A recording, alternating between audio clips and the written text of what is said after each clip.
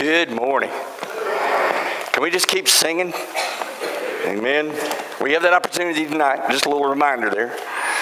I'm sitting in the best place in the world over here with the great alto behind me, tenor next to me, and just that's the way we ought to praise our God. What a benefit we have to be able to do that. Pam is not here this morning. You noticed that already. She is in Raleigh at the Delta Kappa Gamma. Did I get that right, Lil? Thank you. It is a teachers' society that she's president of. She kind of got nudged into that place. It was the same group that both Doris and Lil, have you served as president in the past? I thought so as well. It's teachers group. In fact, I'm going to make a little advertisement here. Great thing to be a part of. If you are a teacher, have been a teacher, want to encourage teachers. You have to be a teacher to be a part of it, don't you, Lil? Okay, well. You have to be a teacher, certified teacher to be a part of it. But Pam's there, and she's called each day. Pam's not really comfortable around a lot of folks she doesn't know, and she doesn't know any of these folks. But she's been there, and she'll be coming back this afternoon, so I covet your prayers for her. Covet your prayers. We're having our first camp meeting this afternoon, and camp's going to be here before we know it. It just all dawned on me after getting past the wedding and everything going on that we got to get ready for camp. So appreciate that, and a wonderful opportunity this afternoon with our men and women in leadership. It's great to be a part of a family that has just a lot of opportunities that we have. But aren't you glad that we weren't left to figure this all out on our own? We are blessed, the blessings to have the Bible as the framework for what we're supposed to do and how we're supposed to do it. But you know, there are folks that don't need the Bible. They're figuring it out on their own. I could spend the rest of the morning on the calamity of that, and on the real dilemma that people get in if they're trying. Well, we got this. Oh my word! Or you start going to our own hierarchy and trying to figure it out. Well, give us a definition of what it means to be married. It's scary. There's a moment of that where we kind of go, could you have ever thought, I would have loved to walked up to my dad and ask him, do you think there's ever going to be a time in our culture when they're going to try to figure out the definition of this term? He would have probably just said, you're crazy. If I'd asked my dad that. But that we live in a culture that's trying to determine that. See, the benefits of marriage are detailed. We're going to start out old school. We're going to Genesis. I couldn't help but, as Jeff was reading that, thinking of Adam naming the animals. And of course, I'm going, I know we've got names for them now, but I wonder what in the original language, I don't know what Adam spoke. You know what Adam spoke when he looked at the platypus? Whoever came up with that name anyway, duck-billed, funny-looking creature. Whatever if you're trying to figure out what it was. Or, the manatee. I know what I'd have called it. Lazy sea lizard. You ever seen those things in captivity? That's all they do. They eat cabbage and then float back to the top, get some air and go back down, eat some more cabbage. That's their life, just floating around, eating and breathing. But the dilemma of that whole text was God had designed everything, and he started the process. See, the family is under fire. And we live in a culture at the time, and this is the next to last lesson in reference to the family series. And I just wanted to kind of do a quick look back at Genesis and look at all the fruits of marriage. Because we are blessed by what the Bible says, and it's the benefits of marriage that we need to be really focused on when it's done God's way. And when you think about first there in Genesis chapter 2, it's that moment when it's not good that man's alone, caused a deep sleep to fall on him. And it's the companionship. Having an individual to spend our lives with. Now, Paul will say later, and I want to say this real quick here, because a lot of times when you talk about marriage, there are individuals that have chosen to live their lives unmarried. And Paul even makes reference to that over in 1 Corinthians 7. He said some individuals can make that choice, and it's beneficial for them. In fact, there are times, bless her heart, my wife's looked at me and says, there are times you should have made Paul's choice. Y'all know what she means by that when she says that. Events and distractions and a lot of things going on, but Paul also made that statement there, it's better to marry than to burn. And he said that there's responsibilities and the fact that we're physical creatures. We were designed to desire each other. That's the way God intended it from the start. And if you'll notice, he kind of made the decision about companionship in the family and in the marriage bond. Now, we could have all kinds of companionships and friendships and relationships, but marriage, the intimate relationship within marriage that is defined by God, is one man and one woman. That's it. We don't need to go into further detail about that this morning. That's just simply what the context says. That is the companionship, the special relationship that he talks about. He'll talk about that in more detail. But then, it's because of that wonderful companionship that there is a cooperation. There is this wonderful moment where in verse, as Adam even kind of looks, he made into a woman and he brought her to the man, then this is now bone of my bones and flesh of my flesh. There is this working together that we become more able as two becoming one than we would have been separately because of the complementary nature of who we are.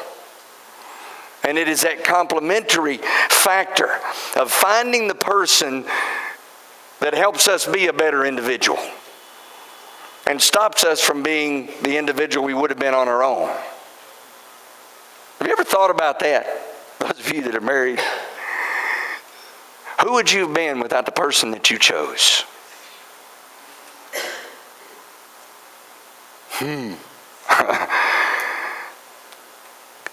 God's involvement in this and the fact that he, I am not the one. Hillary and I used to have this discussion about destiny. And there are times, and I'm not the, what's the right word? The romantic. Okay, I'm going to be the first one to tell you that. I need a lot of work in that area. But I have never had the philosophy, and I don't believe the Bible even supports the concept that there is one special individual out there for you somewhere, and if you don't find that one special individual, well, your life's just going to be... I think it's the attitude of that I find the person that together we're going to become the person that we can. That completion, and the two shall become one flesh. Now it's of course a physiological, it's about the wonderful blessing that is brought to the relationship of the physical union, but it's also more about an emotional and mental bond. Great book. If you don't have it in your library, Men Are From Mars, Women Are From Venus. We're going to talk about that in just a little bit here. I don't agree with every concept of the book, but it's a great look at the way we think differently. And we do. Now, it's not atypical of every person. There's no atypical male, no atypical female. Yeah, through the years, that's one of the ones that I've used in premarital counseling. I've had couples come back and go, it's not me. And I've had other couples go, wow, she thinks like that? Yep. That's why she cries? Yep. For no reason at all. It's really a reason, we just don't see it. Because we don't feel that same way. We don't have those same emotions. And it is that, not only in the cooperation, there is a completion. He's already got that one up there for me. See, we're different physically. You go, oh, boy, you're brilliant. I say that because I'm afraid sometimes people are confused. There was a reason we were designed differently. God knew what he was doing. See, that's why I said there are folks trying to figure out, well, but I feel this way, or I have that. Now, I'm going to be really careful and really delicate with this, because we could just go on a discussion, and maybe at some point in time in the future I need to go this way, but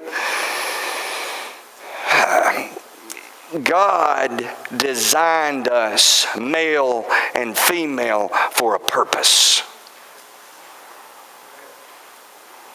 And it is that purpose in that physical nature, because we're different psychologically too. Just ask her.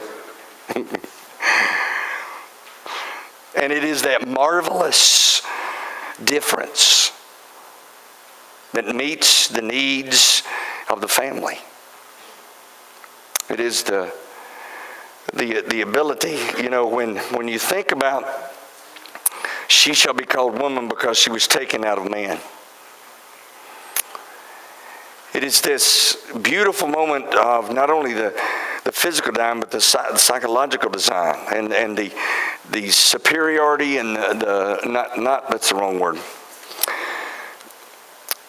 The ability that we have as we spend more time together, but to become more and more aware of how, as we think differently, we complement each other. And it's in that different emotional nature that we have. The support factor that provides. When you think of the difference sexually as well, and again, the wonderful design. See, I tell couples, and this is just something I'll say in a very discreet way here, there is a beauty that is brought to God in the right relationship. It says they are naked and unashamed. We need to signify, we need to bring back to our children and to the world that God designed something that is beautiful in the right place. And it doesn't have to be thought of as tawdry or shamefully. Unfortunately, we've been so bombarded by the media, and there's so much sexuality in our world and so many images that are a misrepresentation of real. I think of that every time I think of all these new television programs that talk about real life situations. I hadn't seen one on television. Not genuinely real. There's been a really cool, and I maybe shouldn't mention this, but I'm going to. And I'm not promoting this particular group. I mentioned this in class this morning. It's our culture. I'm going to get called on this, but I'm going to go here. There's a little battle going on, and it was initiated by one of the Kardashian sisters. I don't know who it is, and the little young lady from Duck Dynasty. See, I'm losing her name right now. And she challenged Sadie, right? Sadie. Which one of us can influence more young women? The unfortunate thing in my mind, I think I know who's going to win, but it shouldn't be that way. I'm so impressed by the way Sadie, and I don't know her. This is not a promotion of that program.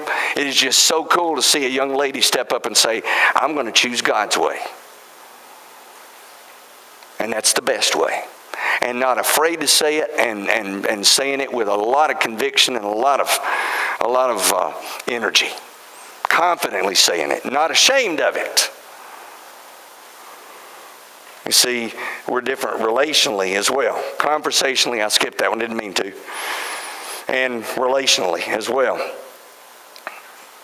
And when you think of those differences, that's one of the things that brings us to the most significant part of our relationship with each other, and that's the commitment.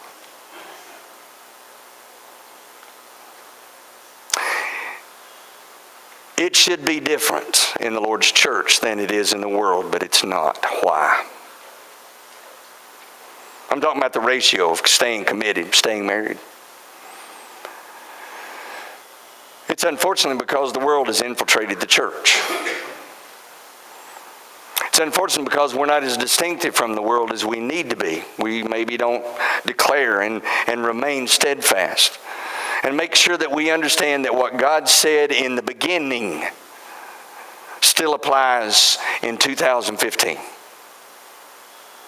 Because again, we live in a culture that's it's weaving its way away from the Word and into its own world. Do you know the difference between the world and the Word? There's an L.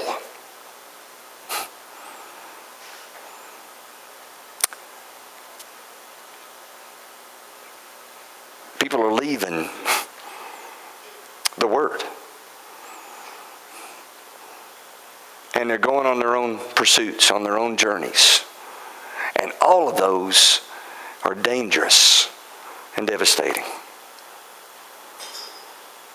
When you look back at Genesis chapter 2, therefore a man shall leave his father and mother and be joined to his wife, and they shall become one flesh. See, that commitment is leave. It has been somewhat encouraging and both entertaining, and Hillary will shoot me for sharing this, but I thought it was just kind of interesting. And it happens, and some of you have been through this. So this is my first time through it, so I didn't know kind of how to react to this. I told you the first time I came home, like the first Sunday after they just got back from Costa Rica, and she's at the house on the couch again.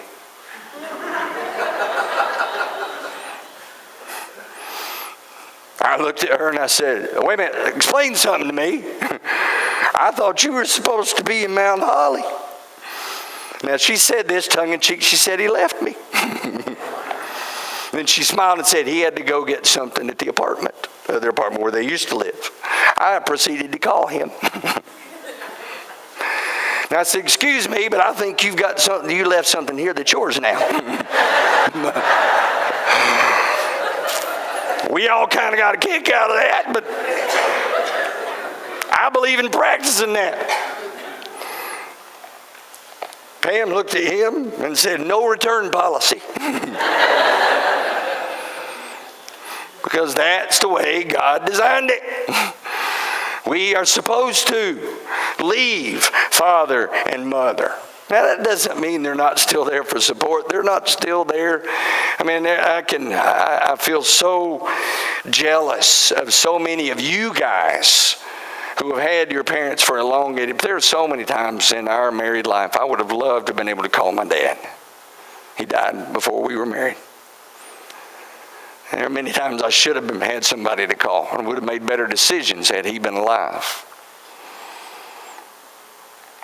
But there is this significance of starting anew. The word that is used next in Genesis is a powerful word. It says to cleave.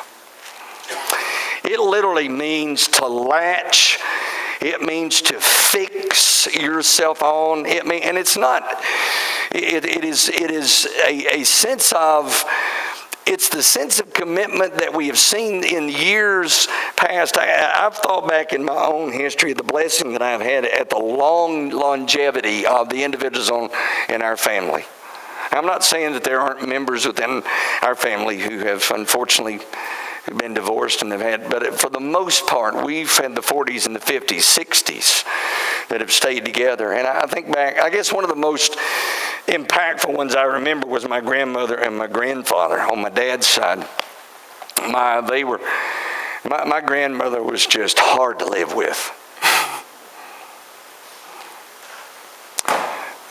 She was just one of these really, really tough individuals. My granddad was one of the most laid-back individuals I have ever seen in my life. I can remember so many times being in their home, and I remember one time somebody asking, Marion, how in the world, and he was a man of few words, he said, I love her. They've been married 62 years, or had been married, they're both gone. You see, genuine love, God love, biblical love gets past the stuff that will make us go, I don't know if this is going to. Now, y'all think I may simplify this, but I'm trying to be just as honest with you as I possibly can. In 35 plus years of ministry, I've seen the reasons individuals have made the choices that they made, and none of them. Some of you are going to come to me after this and go, you're wrong. You didn't know my situation. I'm sorry. But none of them have been genuine enough to not keep the original commitment. I know some of you are going, well, God gives, God says. If there's unfaithfulness, I know what God says. I also know how much God hates what it causes. And I also know in my own personal experience how many times individuals have walked back. I'm going to be careful with this. into my office and said, I wish I'd have listened to you because you were right. Not I was right, that God was right. Marriage, I'm going to say this one time. I might say it twice. It's not about finding the right person. It's about being the right person. Amen.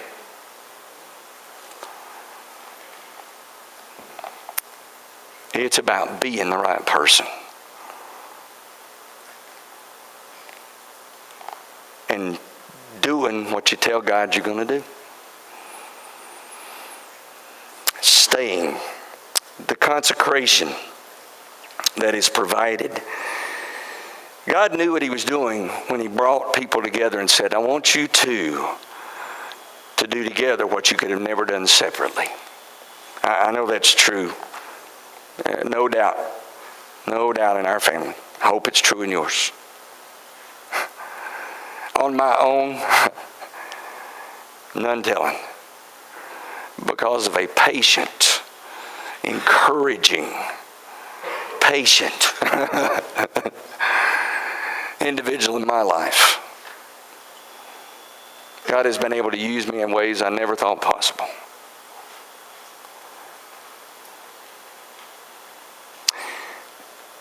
And then it's not mentioned in Genesis 2, but he'll later mention it because he says then, because God designed it, and it's the only way it works physically, that you're fruitful and multiply, and the blessing of children.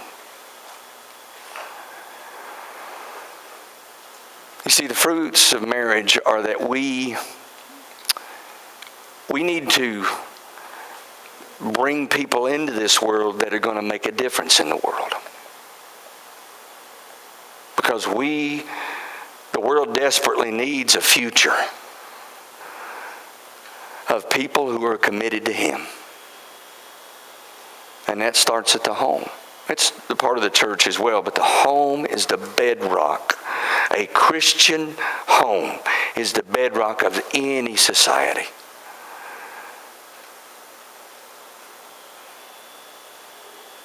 See, God's desire for marriage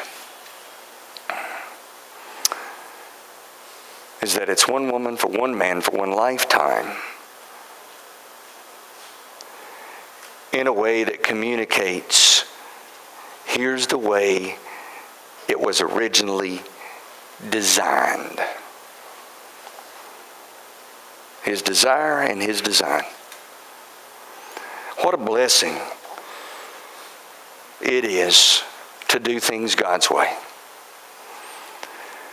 To simply participate in something. And this morning you said, I knew all of what. Well, I know that. This is reinforcement. This is a reminder.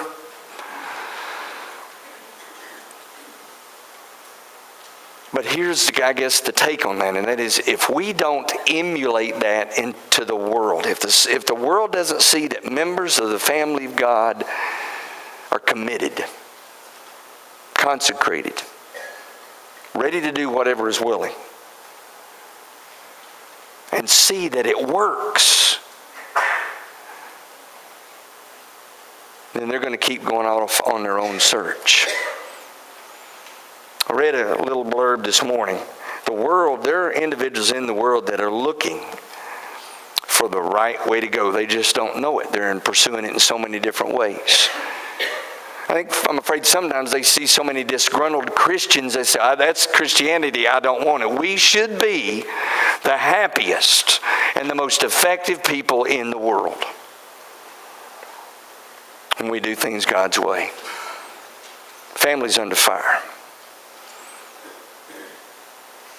It's time for us to set the sights that they're looking on of being God's family in a way that redefines what marriage is.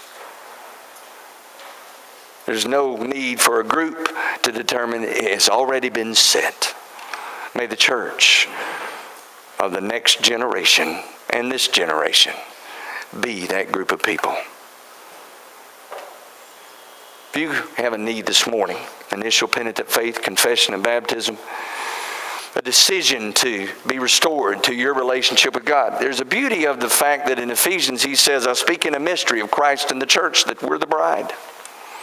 Is that husband-wife relationship. And we need to be in the right relationship with him to be in his family. If we can assist you in any way this morning, would you come as we stand and as we sing?